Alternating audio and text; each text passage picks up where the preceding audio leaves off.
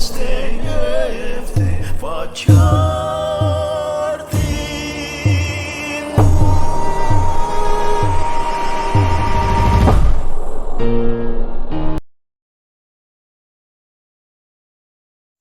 Salam para saudara di mana Anda berada. Pada kesempatan ini saya akan mengangkat salah satu pokok pikiran tentang mengenai klerus dan perlindungan hukum dalam kasus-kasus penyelewengan. Menjadi pertanyaan mendasar untuk kita adalah bagaimana gereja dan hukum kanonik menangani kasus-kasus pelanggaran yang dilakukan oleh klerus seperti pelecehan seksual. Dalam gereja Katolik itu sendiri, untuk menangani kasus pelanggaran yang dilakukan oleh para klerus seperti pelecehan seksual,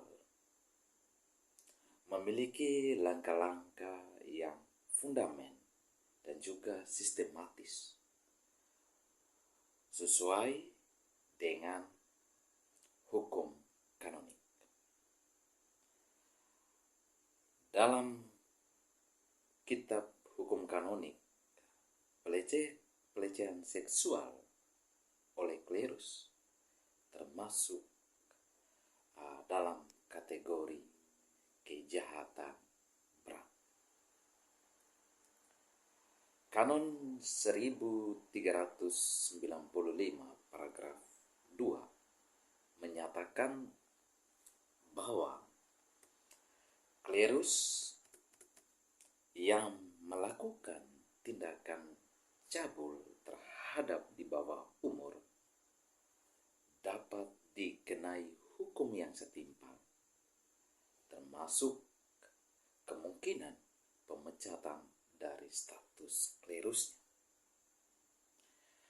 Ini merupakan langkah tegas yang diambil oleh gereja untuk menunjukkan bahwa pelanggaran semacam itu tidak dapat ditoleransikan.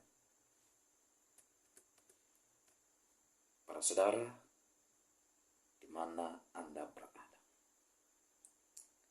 dalam penanganan kasus seperti ini tentu dimulai dengan penyelidikan awal oleh otoritas gerejawi setempat, seperti uskup atau pemimpin keuskupan sesuai dengan kanon 1717 paragraf 1. Dalam tahap ini, uskup bertugas untuk mengumpulkan bukti-bukti dan juga menentukan apakah ada dasar yang cukup untuk melanjutkan proses hukum. Jika kasus ini memiliki bukti yang cukup, maka akan dilanjutkan ke proses yudisial. Kanon 1720 mengatur bahwa proses ini harus mencangkup pemanggilan saksi, persentase bukti, dan juga pengambilan keputusan oleh pengadilan gerejawi. Hukuman yang dapat dijatuhkan bervariasi, mulai dari pembatasan pelayanan hingga pencopotan jabatan dan juga pemecatan dari status klerus. Sebagaimana telah diatur dalam kitab hukum kanonik. artikel 1336 dan juga kanon 1364. Langkah-langkah ini mau menunjukkan kepada kita bahwa gereja berkomitmen untuk mengatasi dan juga untuk menjaga kesucian panggilan klerus dan melindungi umat dari bahaya. Hal ini juga, para saudara, ditekankan oleh Paus Fransiskus, di mana melalui motu Proprio Vos Estis Lux Mundi yang dikeluarkan pada tahun 2019. Dokumen ini menegaskan kepada kita bahwa kewajiban para pemimpin gereja, dalam hal ini uskup tadi, untuk melapor kasus pelecehan seksual serta menetapkan prosedur untuk mengatasi kelalaian atau penyalahgunaan wewenang oleh para pemimpin dalam menangani kasus ini. Dengan demikian, dengan pendekatan ini, gereja ingin memastikan bahwa pelanggaran tidak dapat disembunyikan dan setiap pihak yang bertanggung jawab mendapatkan keadilan. Selain itu, para saudara, gereja bekerja sama dengan otoritas sipil dalam menangani kasus-kasus seperti ini.